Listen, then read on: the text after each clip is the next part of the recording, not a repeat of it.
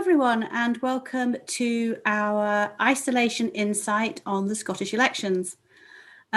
We're all aware there are lots of elections taking place over the next 10 days or so, and with many apologies to my Welsh colleagues and those of you that are fixated on the red wall, I think it's fair to say that the Scottish elections are by far the most consequential of the set of elections for the future of the United Kingdom. The SNP have been in government in Scotland for 14 years, but there's nothing to suggest that that's not going to continue. And so there's a fascinating discussion to be had about why that's the case.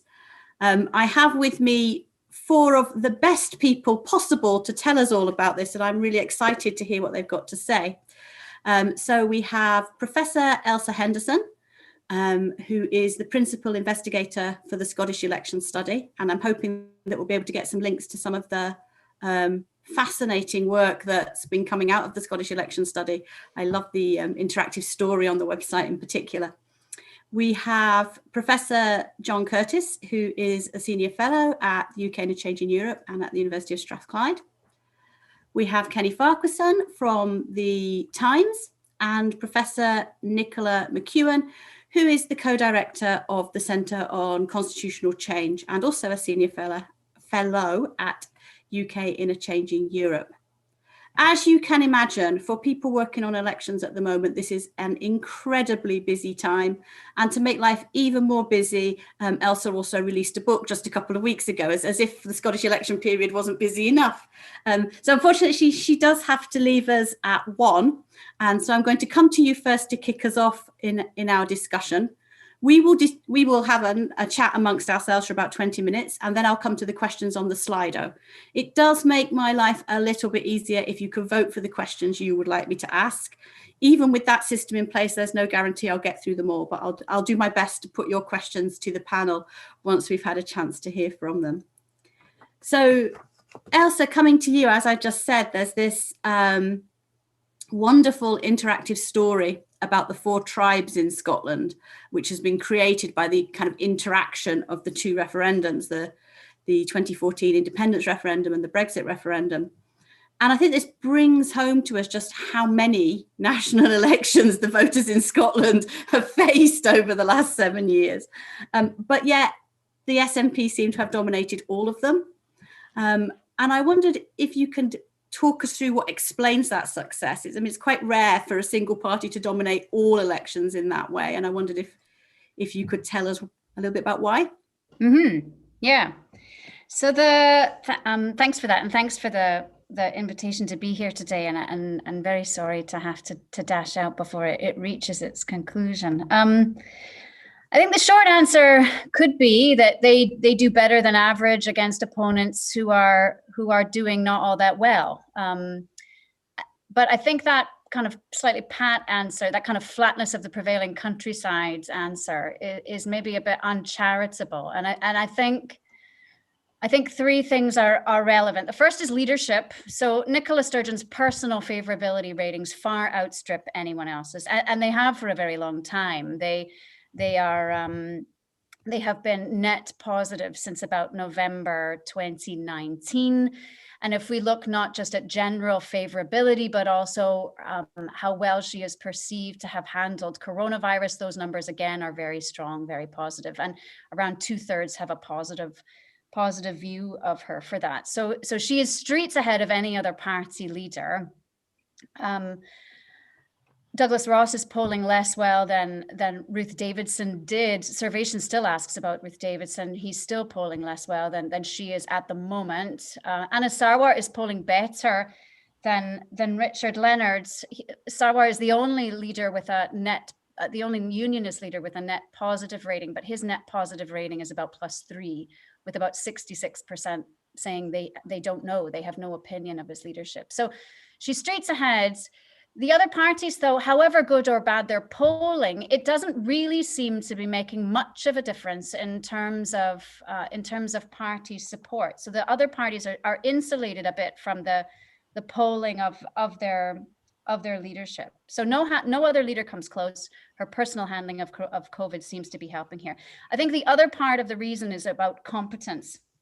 it's quite common to hear in voting studies that if you're perceived to handle the management of the economy, then you are in a very favorable position. And the Scottish kind of variation of that is not that the economy is the only thing that matters, but because of the economic competence of the Scottish Parliament, until recently, it was standing up for Scotland. So the party that is best able to say that it stands up for Scotland in the minds of the voters, they have a considerable advantage going into an election. But that's not even the whole story. What we know from the polling in 2016 for the Scottish election study is that the SNP outpolled every other party on every policy issue. So they're not just seen to be more competent in terms of standing up for Scotland, but more competent in terms of handling of health, education, the economy, tackling inequality, and so on. Now, pollsters ask about competence in two different ways. They ask about it in terms of forced choice, which single party is best able to handle a policy area. And they also ask separate evaluations. And the forced choice answers always show that the SNP is, again, as in 2016, ahead on everything. But however interesting that is, I think the separate evaluations are more interesting because they tell you how well the SNP is actually doing and also who's close or who's far behind. Because of course you can be perceived to be best and still, just the best of a bad bunch. You don't necessarily need to be doing well. And in terms of economic competence, we know that over half trust the SNP, regardless of the policy area that's mentioned. And their lowest rating is still higher than the highest rating given for any other party. If you look at gaps, they're a bit more vulnerable on education. There's a 4-point gap over Labour in the handling of education. There's a 7-point gap over Labour in terms of the handling of inequality. But the competence measures, no matter how you ask, suggests that the SNP is perceived by the electorate to be more competent. And that is particularly true in terms of their handling of coronavirus, where the gap is the widest, as it is for standing up for Scotland. The other thing that's worth noting is that those separate evaluations help you to understand what's going on with the unionist parties. And it used to be the case that Labour was second on everything except for the economy. But what we're seeing now in those separate evaluations is that Labour are also still second on the economy, and the Conservatives have dropped from their second place position on the economy down to third. And it looks like they're being punished in terms of their perceived handling of the economy when it relates to jobs, but also in terms of living standards. So those separate evaluations help to explain why the SNP is doing so well, but also some of the churn that's happening in the independence parties. And just the very last thing, I think, as Paula mentioned, that this all relates to the 4 tribes. Now, partly the SNP does well on the constitutional issue because there are 3 unionist parties and 1 big pro-independence party, and that doesn't help you very much in a referendum, but it certainly does help you with an election. But I think in terms of those 4 tribes, I think there's 3 things going on. I think each of the parties have their natural constituencies within those tribes. I think within those tribes, they face different levels of competition. And each of the parties also vary in the extent to which they can break out from their natural tribe or the natural constituency. And so it's true if we're looking not just at yes leavers and yes remainers, no leavers and no remainers, but even just a simpler way of looking at it. Survation asks, when it has its crosstabs, this is the very last point I'll make, it has the intensity of your independence preferences. And it shows the asymmetry in how the Constitution is explaining the way that people are voting. If you look at the Conservatives, they're getting around 43% from those who are strongly opposed to independence. But if you move to those who are moderately opposed to independence, their support plummets to about 8%. Whereas if you look at the SNP, if you're looking at people strongly supportive of independence, they're getting about 80% of the strong supporters, still 60% of the moderate supporters, just shy of 40% of those who are neutral on the issue of independence. And they're getting about 1 in 5 support from those who are moderately opposed to independence. So they're able to break out of their natural constituency or tribe better than the others. And I don't think that's separate from leadership and competence. I think that helps to explain why they're able to break out. People are supportive and favourable of Nicola Sturgeon. They think she and the party have done a good job of coronavirus. And I think they're perceived to be competent in terms of their handling of the various policy issues facing the electorate. Thank you. And that gives us a really good point for the question that I was now going to pose to John. I've been reading this morning your latest piece on identity and values in Scotland, the latest piece on what Scotland thinks, which is fascinating about how the two referendums have interacted, and particularly I think the impact of the Brexit referendum on how all this has changed and shifted in Scotland. So I wondered if you could talk us through a little bit there what's actually happened. I think Ailsa started that conversation for us, but also I'm interested in whether you think that is a kind of permanent realignment or new alignment, or whether it's more of a short-term change that as Brexit sort of gradually disappears behind us, people will move back to their old positions. Okay. Well, I mean, to tell this story, we have to go back to the 2014 Independence Referendum, which some people listening may remember we had an endless argument about whether or not an independent Scotland would or would not be able to be a continuing member of the European Union. And the Scottish government said it would, and the UK government said it wouldn't. And President Barroso was inclined to make definite remarks that were closer to the views of the UK government than those of the Scottish government. But occasionally, politicians completely miss their target. And that was a debate that completely missed its target, because basically there was very little relationship between whether or not people voted yes or no and their attitudes towards Europe. Indeed, we can go forward to the 2016 Brexit referendum. And again, we find that yes, Scotland voted by roughly 2-1 in favour of remaining, but it was 2/3 of Remain voters and of yes voters and 2/3 of no voters. So even at that point, this was a cross-cutting issue. But what you rapidly discovered in the polling that was going on even in the autumn of 2016 is that people were beginning to reshape their attitudes towards independence in the wake of how they voted in the EU referendum. So some people, as nationalists had anticipated, who had voted no and Remain, started switching to yes. But equally, there were other people who voted yes and voted leave, who switched to no. I remember once talking about this a long time ago on Kay Adams' Radio Scotland morning programme, and kind of saying, well, look, yeah, sure, level of support for independence has gone up, but things are going on. And to my great joy, up popped a lady from Aberdeenshire, which of course, as we know, is leave country by Scottish standards, who said, I've been in favour of independence all my life, voted for the SNP, but now that the UK has got the sense to get out of the European Union, never any point in being in hock to Brussels.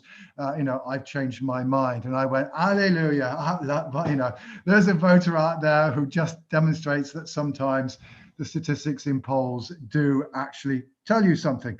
And and the truth is that ever since then, there has been a relationship between attitudes towards EU and independence support. The rise in support and independence that all the polls registered in 2019 occurred entirely amongst Remain voters. It was still falling amongst Leave voters.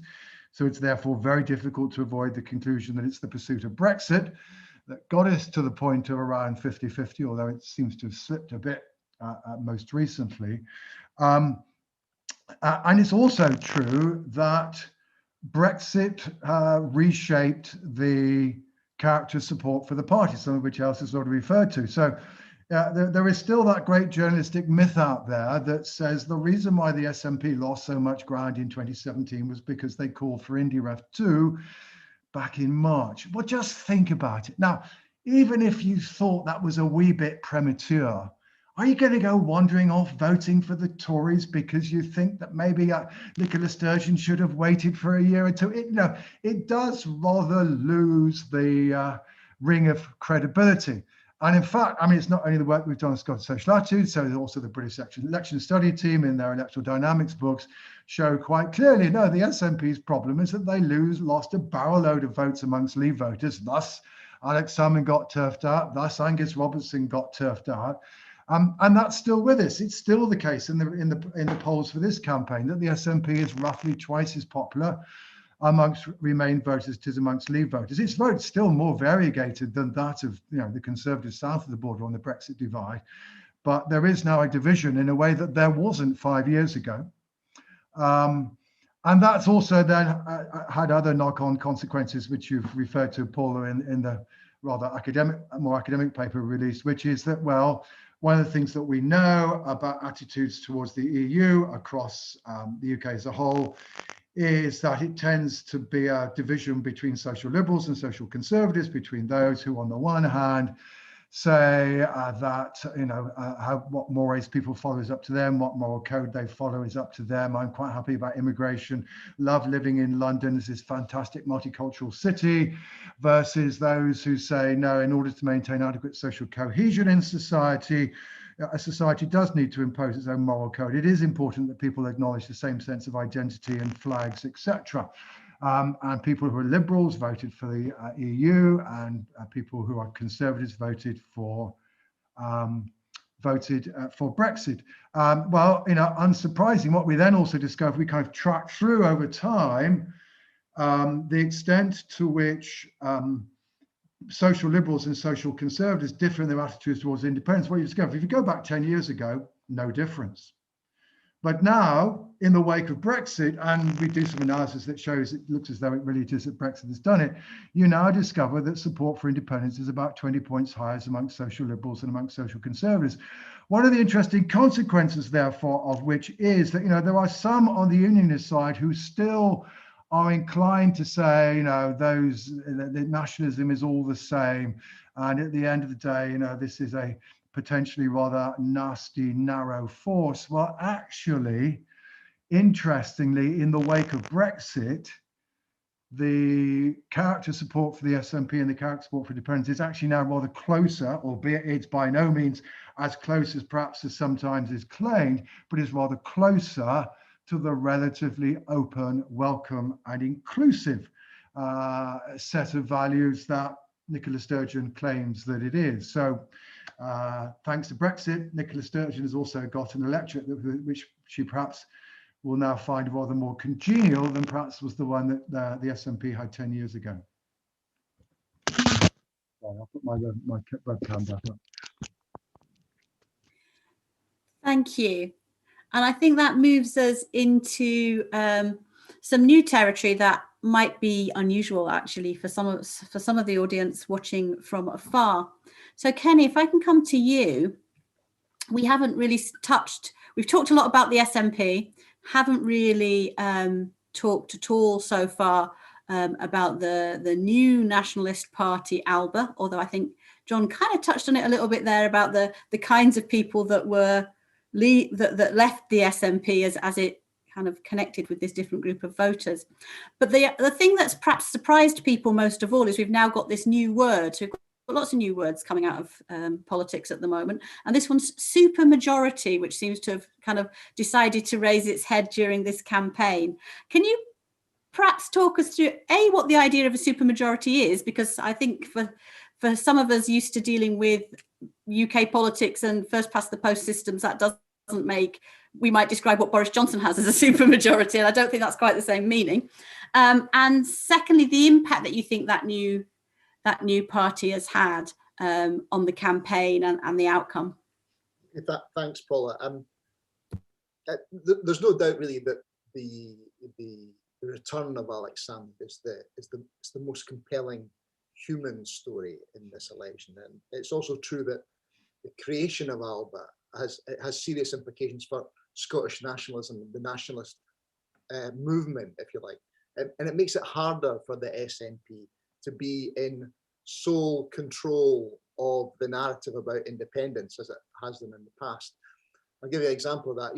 You can see in a future independence referendum it being a little bit like what we saw in the Brexit referendum, where you had two rival Leave campaigns, each with their own leaders, their own emphasis, their own narratives, and each claiming to be the authentic voice of the Leave movement. And you can see this potentially happening in Scotland too, where you're going to have a tussle. You're now going to have a tussle over who is the authentic voice of Scottish nationalism. But Paula, just come to your specific point on supermajority, I think the issue that we have to face here is that there's an issue about democracy here, and we'll find out soon enough if Alba can elect any MSPs. I know I've been reading what John's been saying on this, and I know there's some skepticism about whether or not it will ultimately actually produce any MSPs. But I think even if it doesn't do particularly well, Alba is going to have an impact because it's drawn attention to loopholes in the Holyrood electoral system. And I think it's fair to say Scottish democracy is on trial in this election in a way that perhaps it hasn't been before, and the result will be scrutinised like never before. And people will be watching, I think, to see if the electoral system has passed or failed a very basic democratic test. And that test is whether or not the Parliament ultimately reflects the political complexion of the nation. You know, and that's a fundamental of democracy. And the problem is that Alba as a party, its purpose is to prevent the Parliament reflecting the political complexion of the nation. Its purpose is to game the system. Its purpose, its aim is disproportional representation. Its function is to underrepresent unionist voters. That's what the plan is meant to bring about. You know, its goal is a supermajority of MSPs that does not reflect a supermajority of voters.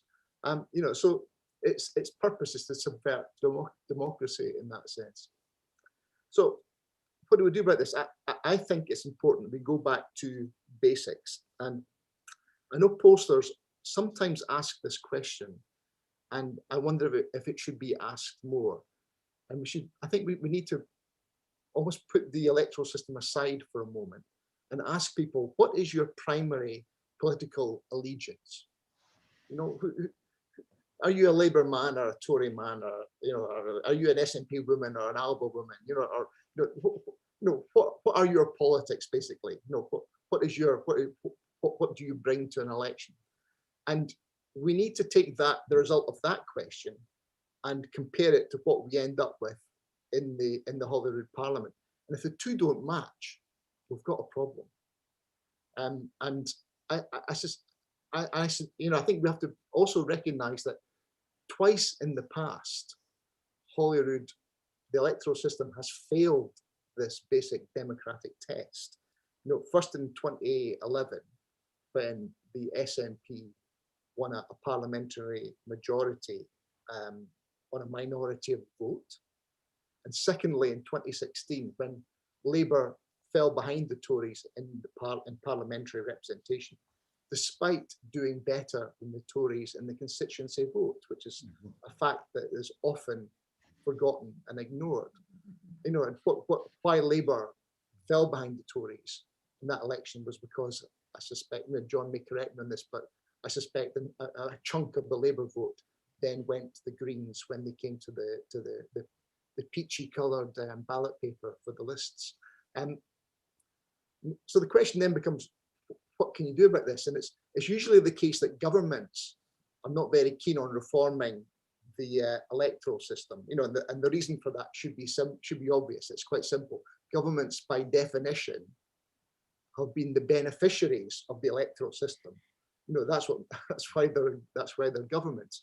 But I think the scenario here is slightly different because we have an insurgent party that seeks to cause a whole lot of trouble for the governing party by subverting the system. So I think perhaps uniquely, there's an incentive for the ruling party to change the system under which it became the ruling party. I think that that's quite rare in politics, but here I think it applies.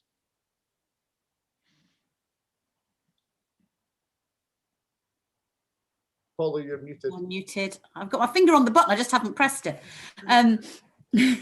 So I'm going to pick up some of those themes, I suspect, with Nicola.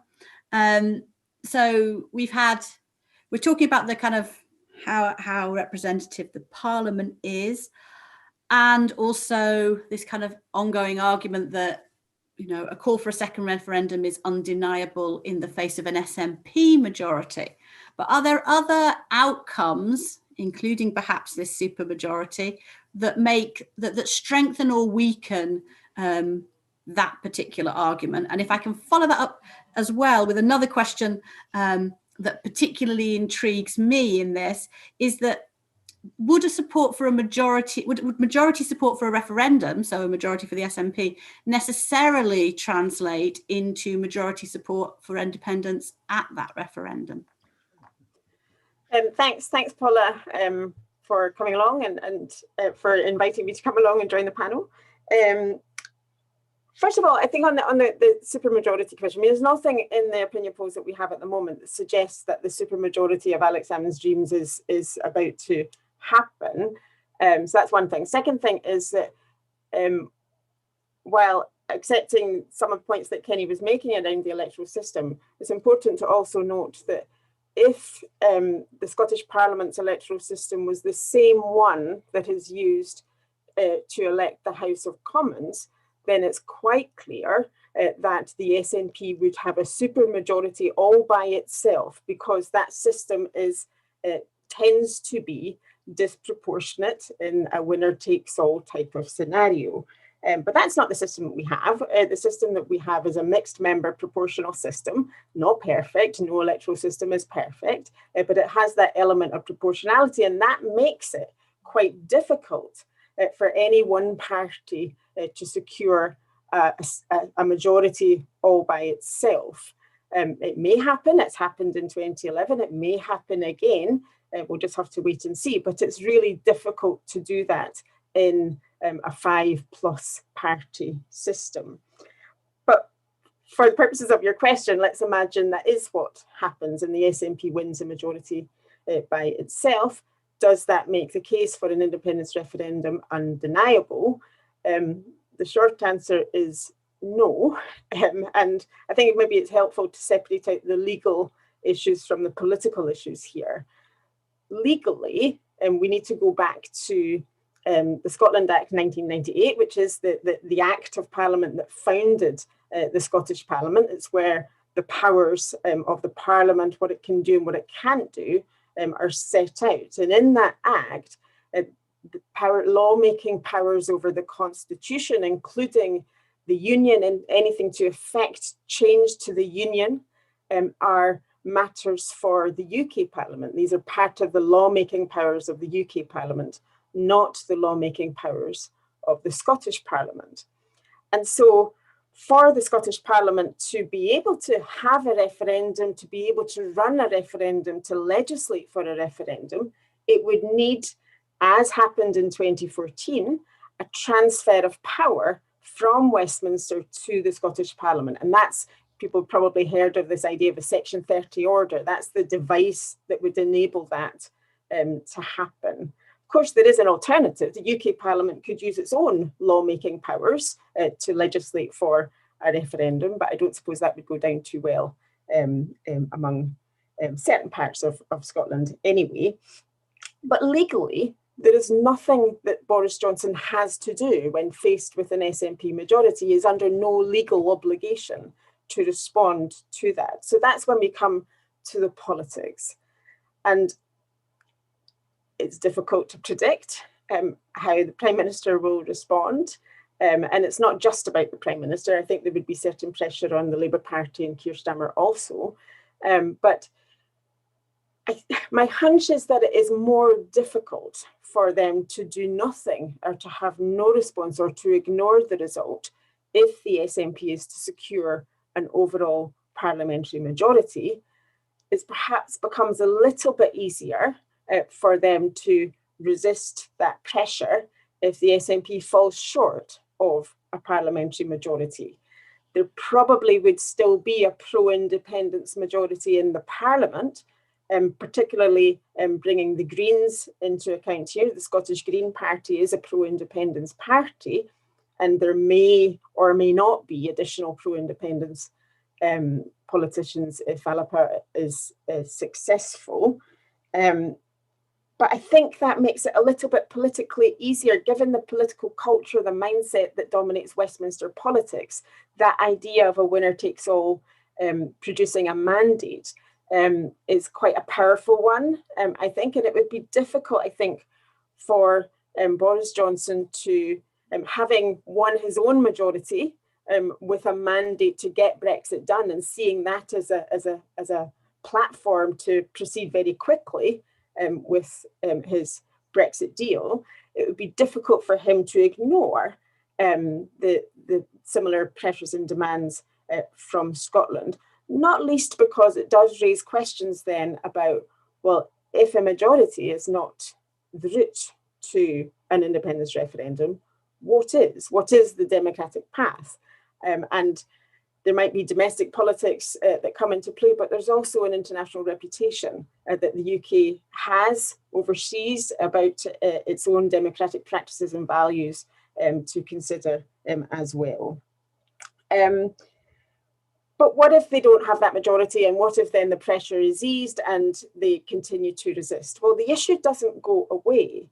The issues are still here. They've been here for a long time. This is, as John and Ailsa were pointing to, this is the issue that divides Scotland. If you look at the manifestos for the elections, there's actually a lot of consensus across the board on all sorts of other issues. This is the one issue that divides Scotland, and I think it will continue to do so, in which case I think all eyes then look towards the next UK general election, which might come around sooner than we think.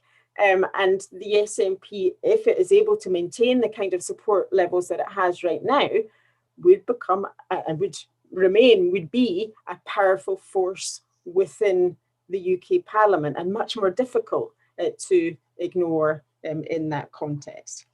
On the question about your question, Paula, about if there is support, well, we don't know exactly why people would vote for the SNP if they were to win a majority. It's, what is undeniable is that the independence issue is much more to the fore in this campaign than it has been in previous Scottish Parliament campaigns. We'll know from Ailsa's election survey why people voted the way they did, but we'll have to wait for that a bit. But does that mean that they would then vote yes to independence? No, of course not. And I think there are very difficult issues to confront in an independence referendum campaign. Brexit may have created the political conditions that help to legitimise the case for returning to an independence referendum soon, but it's also made independence more complex, not least because of the issues around the border between Scotland and England, and which in the context of independence in the EU would become a land border between the European Union and the United Kingdom. And that raises some difficult issues that the SNP would have to address, I think, if it was to hope to win that independence referendum. Thanks, Nicola. I don't know if you're watching the Slido as well. You seem to be answering the questions as they're coming in there. It's just some kind of intuition about what people might want to ask. There's a question here which I think picks up some of the themes that you've all been talking about. I'm going to ask it to Ailsa first, but everybody else, please do kind of chip in afterwards if you've got things to add. So Ailsa, Jill Rutter asks, does the constant focus on independence in Scottish domestic elections mean that the normal accountability mechanisms for performance in government don't operate, or perhaps don't operate in quite the same way? So you were talking about competence, and Nicola was talking about the kind of agreement across a whole bunch of other issues. So I wonder if it is that focus on independence that undermines some of those other factors.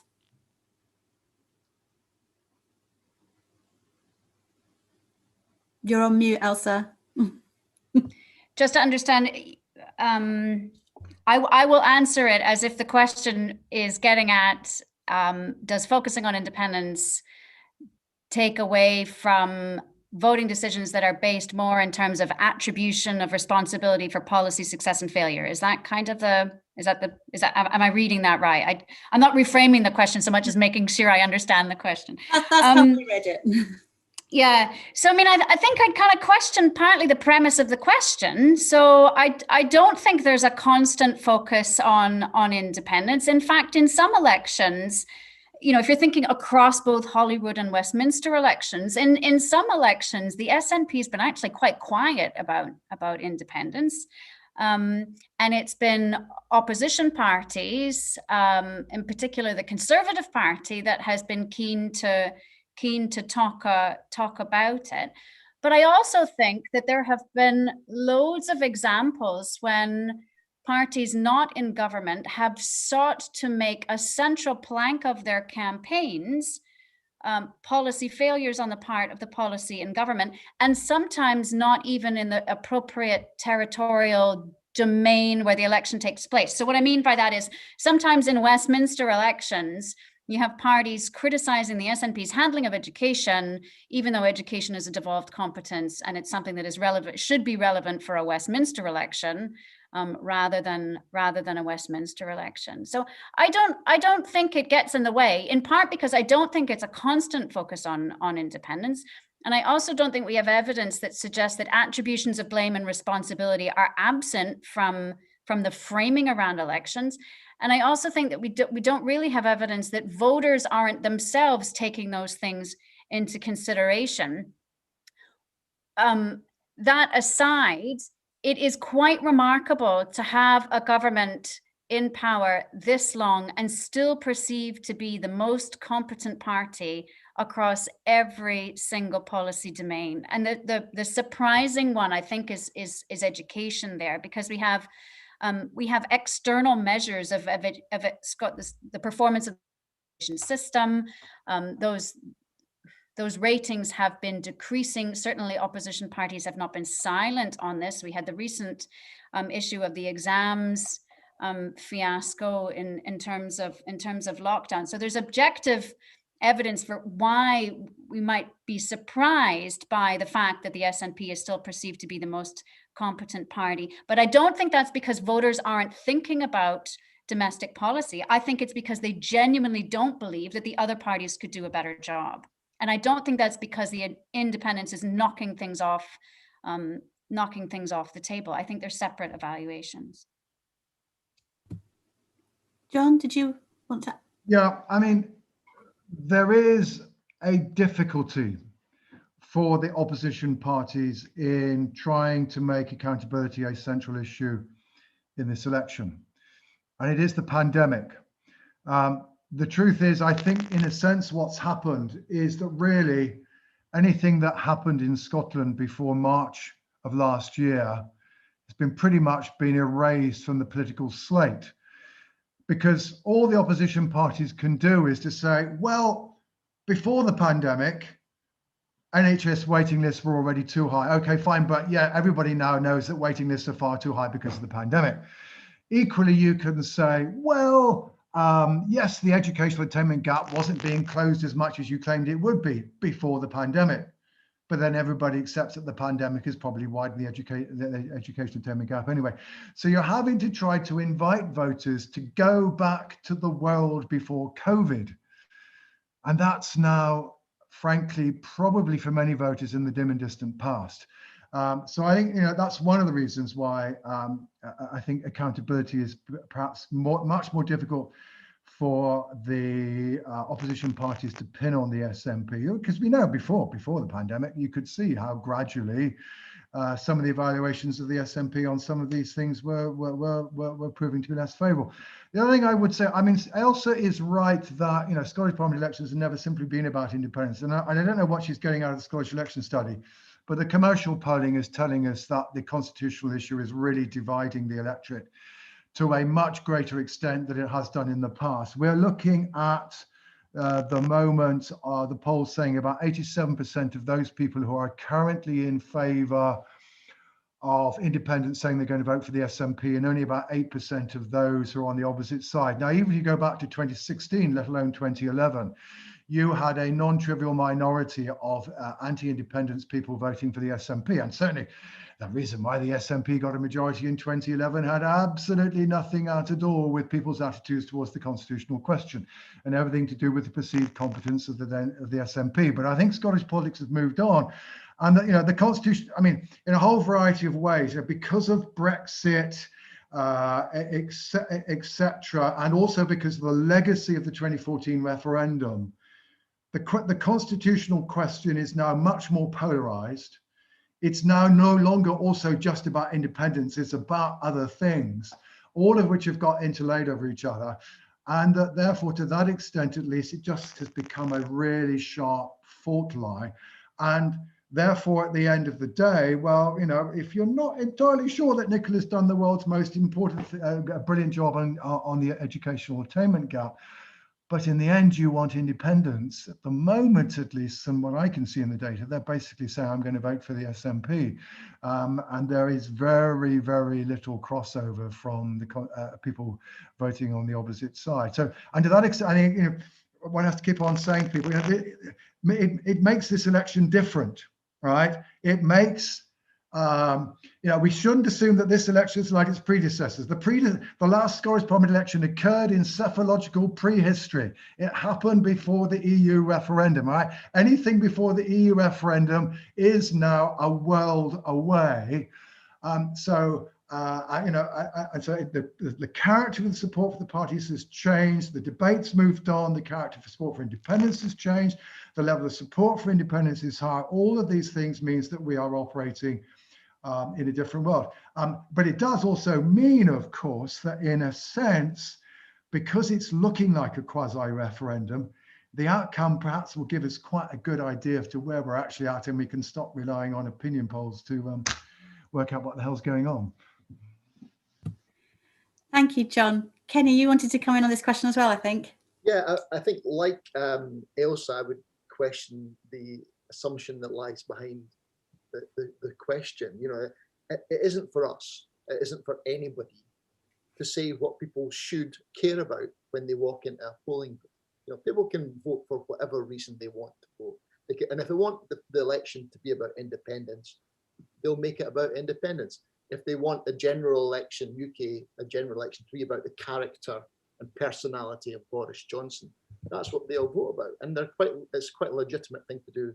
And we shouldn't say that people must always vote according to a certain approach. And I'm thinking there of the Labour Party in Scotland, who for the last decade have had this futile despair that the electorate wasn't voting about wasn't voting about education, wasn't voting about poverty, wasn't voting about social justice. Entirely legitimate, but there's no point in blaming the voters for what the voters care about. It's first of all, it's politically mad, because you have to actually be where the voters are before you can actually convince them about anything. But to stand on the sidelines and say, you're voting for, not only are you voting for the wrong thing, you're voting for the wrong thing for the wrong reasons, is not a good place for any political party to be. So, I think we should go a little bit easier on the voters. Thank you. Nicola, did you want to add anything on that question? Okay, I'm going to ask now what's the top question, but I'm not sure whether or not any of you are going to want to come in on it. So don't feel you have to. I'm going to ask it to all of you, and whoever wants to take it can do so. So I'll read it as it is. To what extent has there been a rigorous economic analysis of the pros and cons of independence, and how could Scotland return to the EU? So Nicola, looks like Yeah, sure. We'll go to Nicola first, and then I'll come to John. So, I mean, I won't comment too much on the economic analysis question. There have been independent analyses. They don't all say the same thing, and that's often the case with economic analyses. But the economics of independence are trickier now, in part because of what we saw with North Sea oil after the last independence referendum, but also obviously because of COVID, and that's been a difficult issue for all governments everywhere to deal with, and that will, I think, shape the economic analyses and projections around the costs and benefits of independence. And I think that will have to come along with analysis of other issues about what it would mean. But the point about EU membership is interesting because that's in some ways easier to answer now, because before in 2014 there was a debate about whether Scotland would be in or out, or how it could get back in. And now it's simple, it's an accession process.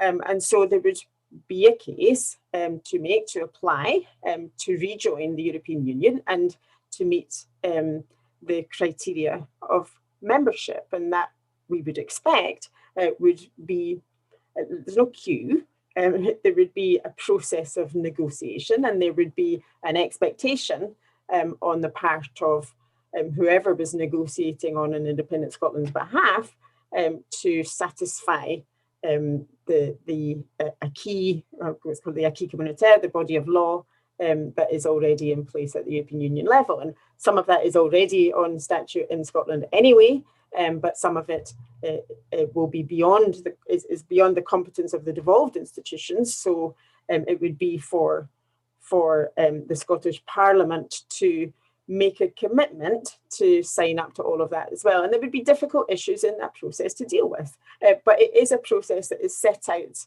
in the European Union treaties. And it may be possible in the interim to have some sort of arrangements. I think there has been a shift of attitude within the European Union towards Scotland and Scottish independence now compared to where we were in 2014. I don't think that means that the European Union would interfere in the debate this side of a yes vote, but I expect there would be at least some within the EU institutions that would be sympathetic to Scotland's accession. Political difficulties, of course, would remain, not least from the Spanish and so on, but I think those can be overplayed. But I think that element of it is at least in process terms easier, but politically there would be issues to work through. Before I come to John, can I just ask a follow-up question on that, just to clarify something? So in that circumstance, would the independence movement in Scotland be taking the 2016 referendum result as a mandate for rejoining? That's a good question. I don't know is the answer to that. It would probably, they may try to take the case for independence that's set out in an independence referendum as the mandate. So if that independence prospectus upon which they ask people for consent for independence has EU membership within it, then I think that would be seen to be the mandate. But these are issues that would have to come out in the wash, I think. Thanks. John, sorry. Yeah, well, for what it's worth, when people are asked how they would vote if an independent Scotland were applying to join, the answer is they'd vote to apply to join. So it's probably an academic question. I'll just make two points about the economics, because I kind of heard the incredulity of why could anybody be in favour of independence in the framing of the question. And I'll make two observations. One is that one of the things you have to realise, again, is that Brexit has changed the terms of the economic debate, and that while it's pretty clear that people in Scotland are more likely to be convinced by what we might call the democratic case for independence, i.e. we would be able to make our own decisions rather than being overturned by England, they are more sympathetic to the economic case now than they were before 2014. And not least of the reasons of that is that whatever doubts they may or may not have about independence, it's pretty clear that most people in Scotland, at least when I was last researching this, think that Brexit is economically disadvantageous. The second comment I would make, and this really comes out of the polling that Lord Ashcroft released yesterday, which I thoroughly recommend. And I have to say that in looking at some of the responses to some of the economic questions on that, it reminded me very, very much of the pattern of attitudes towards Brexit across the UK as a whole prior to the EU referendum. So, okay, what you discover is, let's take for example, I think one of the questions was about whether or not your standard of living would increase or decrease. So you get more people saying that it would decrease than increase. And if you are a unionist, you will immediately see, so well, that goes to prove therefore that people don't believe the unionist case. Well, be careful, because what you will discover is that yes, unionists think that it's going to be going to reduce Scotland's standard of living. Supporters of independence say, won't make any difference. It'll be all right on the night, which of course was exactly the reaction of many a Leave voter before 2016. And the crucial thing to realize is that, yes, there may be more people who think that, at least according to Lord Ashcroft's data, other data doesn't show this, but according to Lord, even if you accept Lord Ashcroft's data, that perhaps there are more people who are doubtful about the economic consequences than are optimistic about it. The crucial thing you need to know is that the proportion of people who are pessimistic about the economic consequences of Brexit is well below 50%. And remember that in a referendum, you need 50% of the vote to win.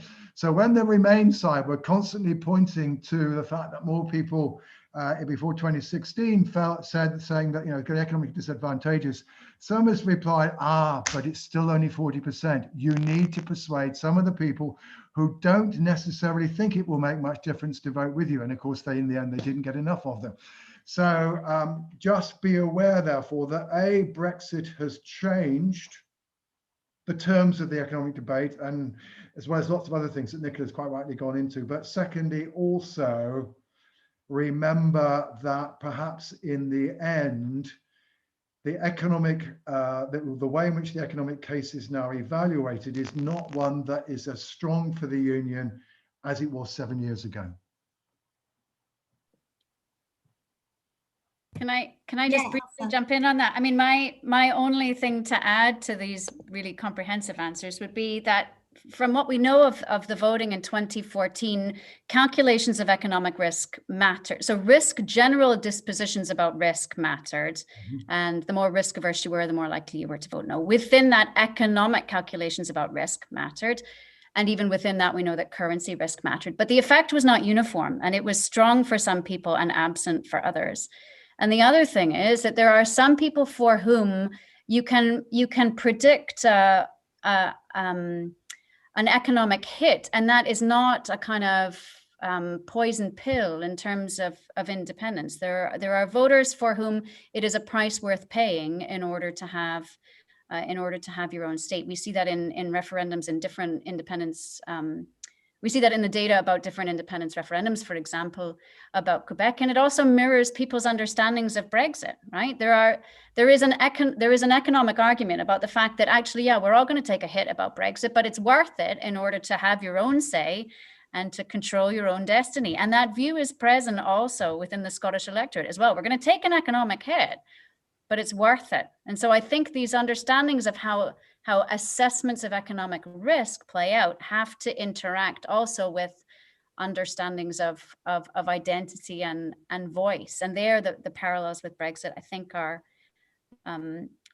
instructive ones. And I'm afraid on that I'm going to have to go. So I'm going to leave you to argue about whether I was right or wrong. Thank you so much for joining us, Ailsa. Thank you.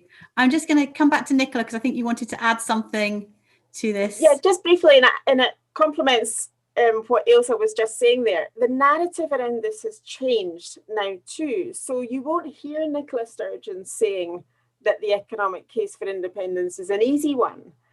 So she's framed it in a different way. And I think the challenge and the opportunity, I suppose, for independence advocates is to say, yes, it will be difficult, but that's temporary, and we've got a plan, and we will, after a short amount of time, this will be advantageous for you.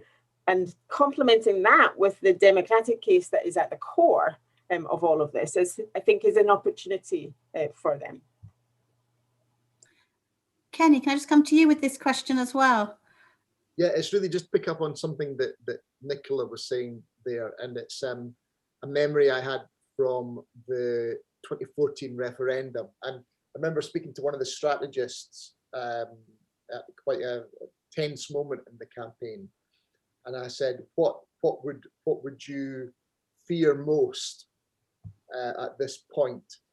And he said to me, he said, "The thing I am dreading is if Alex Salmond stands up and says independence would be really difficult. It would be hard, it would be a slog, but it would be worth it." And because they had no answer to that, they had no answer to an honest admission that this was actually going to be really, really hard. But if we dug down, if we are people who are used to struggle, we'll have to struggle for everything. We'll struggle for this and we'll get through. That was a message which they had no comeback on, and I think it's still a message they have no comeback on. And I like Nicola, I did pick up on what Nicola Sturgeon had the tone of our responses on that has changed, and I think they've learned that lesson, and it's a very hard one for unionism to counter. That is a brilliant segue into the next question I was going to ask. I'm not sure quite how to frame the question because the question as it's posed, although very popular, is a little bit vague on the end. So the question is about unionism being devoid of ideas and really reliant only on presenting an anti-SNP, anti-nationalism message. So I don't know if any of you want to come in on that. It seems to pick up very strongly with the, it'd be hard, but it's worth it. So maybe if I come back to Kenny first and then come to you, John. Okay, yeah, I mean, the unionism being bereft of ideas, it would help if there was an understanding of what unionism should be focusing on. And, there's been a lot of amusement and despair within Scottish unionist parties looking at how the UK government is currently trying to parley this question.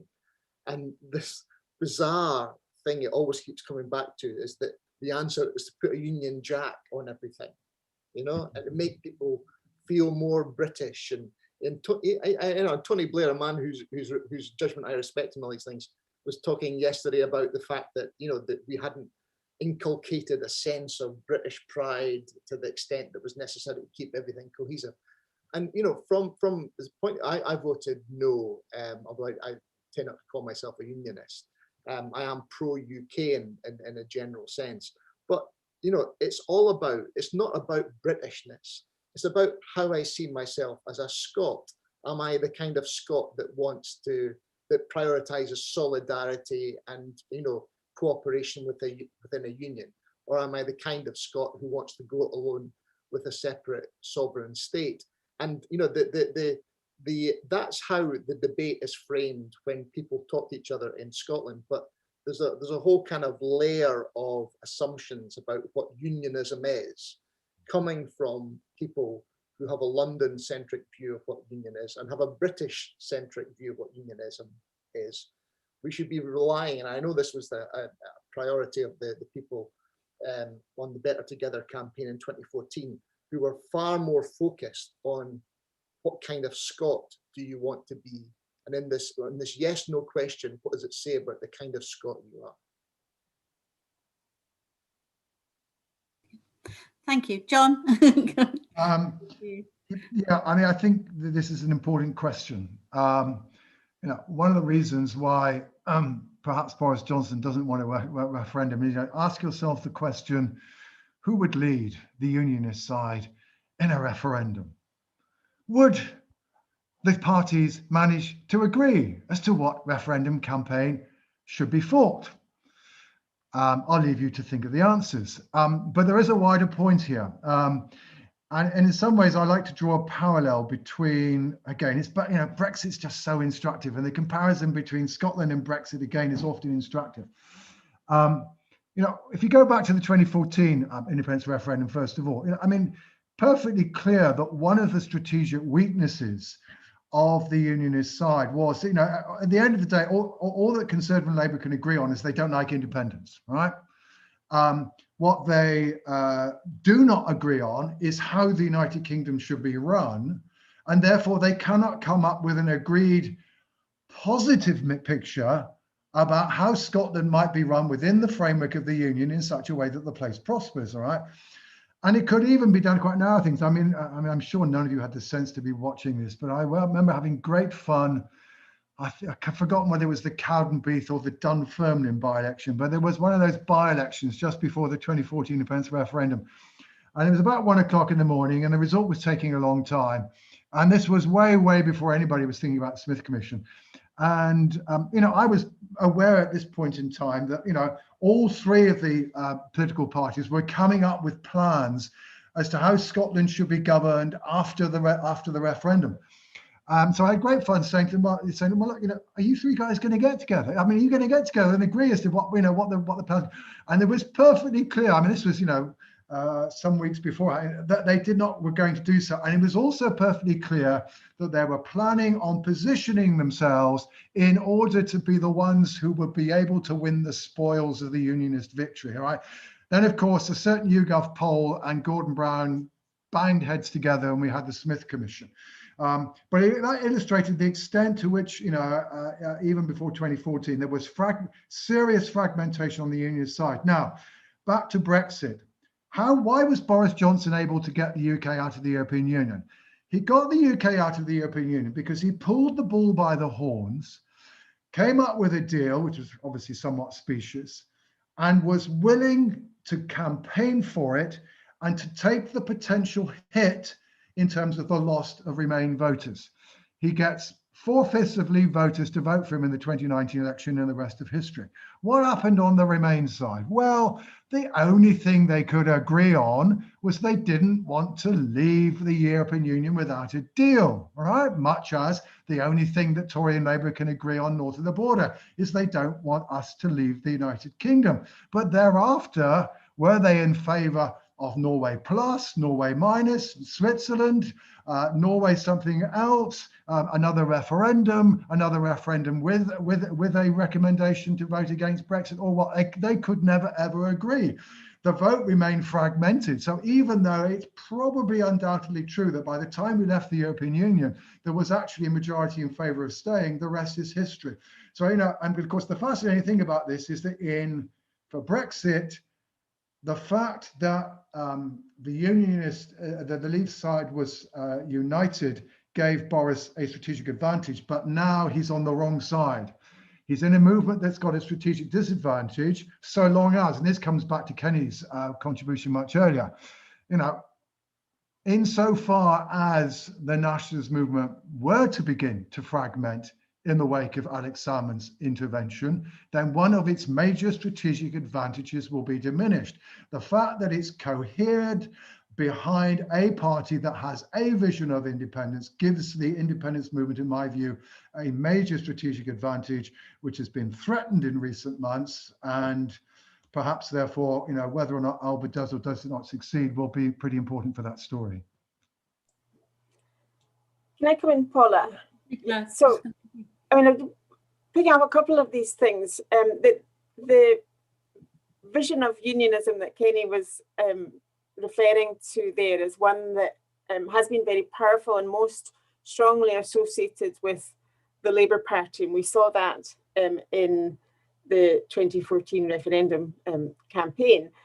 There are two issues with that now. So one is that the Labour Party in Scotland is a shadow of its former self, and it's difficult to see that changing dramatically in the next few years. But the other, and perhaps more important aspect, is that the UK government of Boris Johnson is taking a different approach to devolution. So sometimes it's referred to as muscular unionism. It's not a term I particularly like, but there is a centralising unionism at the heart of this administration. And that is raising some questions. It's a little bit subtle at the moment, but there are implications for the devolution settlement, for the authority of the devolved institutions within the United Kingdom, most obviously so bound up with recent legislation that was passed called the UK Internal Market Act, which does affect the authority of the devolved institutions, And there's a few other things as well around regional aid. So there does seem to be a shift. It's not just about the flags, and I agree with Kenny's points about the use of Union Jacks and wrapping everything in a Union Jack. It's likely to appeal to your very core support, but it's not likely to appeal to a broader support within Scotland or have the desired effect.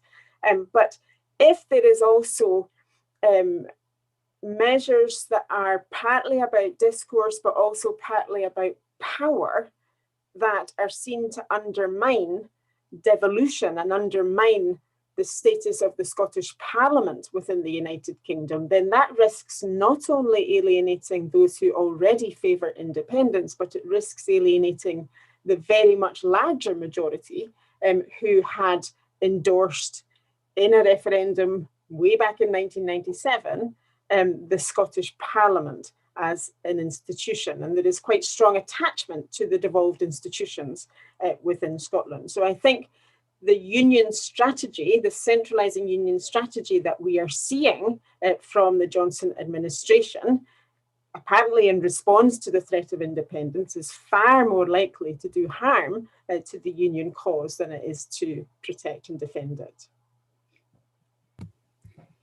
Thank you. We haven't got very much time left, and some of the questions that are at the top of the list now, I think would take far more time than we can possibly give them. So I'm going to ask some of the perhaps not simple questions, but slightly more straightforward questions. So the top question at the moment is about how Scotland would deal with a hard border with England. And I don't think it would be fair to ask any of you to deal with that in a minute. So instead, I'm going to ask you to deal with in a minute whether or not the SNP have missed an opportunity by not having some kind of electoral pact with the Greens, whether there should have been a kind of unite for independence in parallel to unite to remain. Kenny, shall I come to you? Perfect timing, because I wrote about this in my column in the Times yesterday, so I'm unusually well briefed on this subject, which makes a change. I think a pact going into the election would have been unnecessarily distracting for supporters of both sides. I think there is an issue about whether or not they, if the SNP come out of this with a minority of votes and a minority of members of parliament, whether they should consider a coalition government with the Greens. You know, we've seen coalitions in Scotland before. We had them for the first 2 terms of the Scottish Parliament between Labour and the Lib Dems. The SNP in 2007 then decided to go alone as a minority government. Then it had a majority government after 2011, and Nicola Sturgeon made the decision in 2016 to carry on to go back to the idea of a minority government. Now, I think there is a logic that says, you know, an SNP Green coalition, especially in the year of COP26 coming to Glasgow, would send a message about the autonomy and difference of Scottish politics and the more European kind of sense of Scottish politics compared to being compared to British politics. The tone would be different.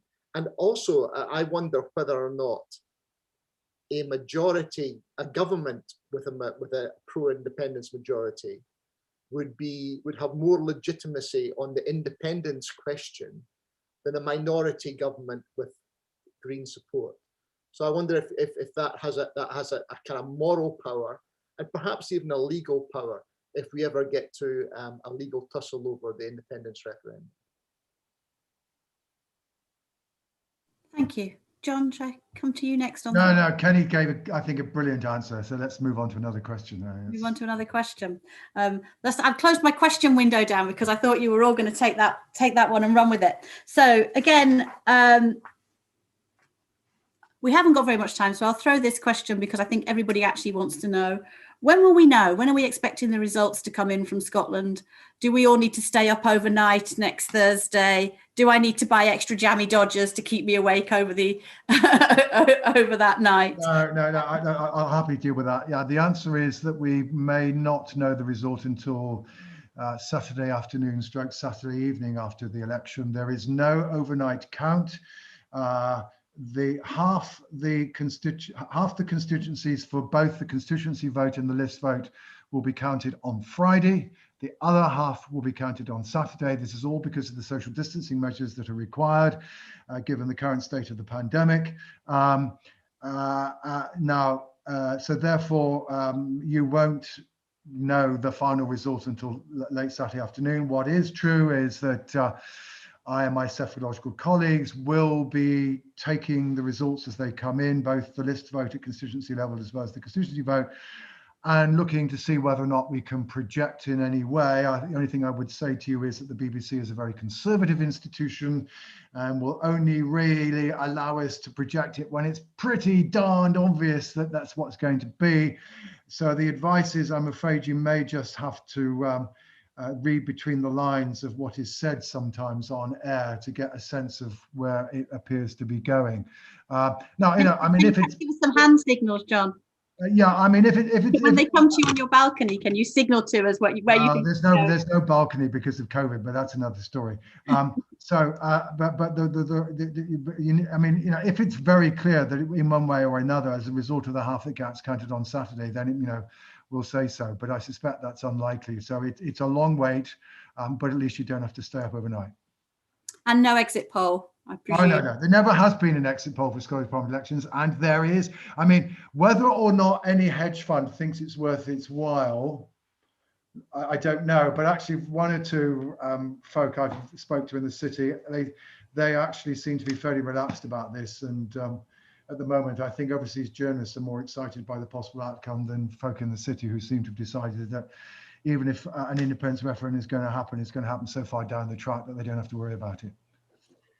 I think maybe just going back to where we started at the very beginning, where Kenny started, in particular around the electoral system, it's worth reminding people that we won't know how the distribution of seats in the regional section, the regional list section, shapes up until all of the constituency votes have been counted. And it's that element that will determine the overall distribution of seats within the Parliament. And in this election, it could come down to the final allocation of seats. And it's very difficult to predict that, well, too far in advance. Maybe I'm sounding too conservative like the BBC here. Thank you all. We are bang on time for finishing. There were a couple of questions in the chat about having a broader conversation about the Constitution, including kind of wider questions about the English Constitution. All I can do for that is to flag that UK and A Change in Europe are having a whole week of events from the 17th of May on the future of British politics, which will include much more of this discussion, I'm sure, but also touch on those issues. And finally, to thank all the panelists, including Ailsa, who already had to leave us, for a fascinating discussion. The audience for fascinating questions. I've got a whole page of questions here that I'd prepared that I didn't get to ask, so maybe I'll have to tweet those out and get you to answer them that way. Thank you all very, very much for being here.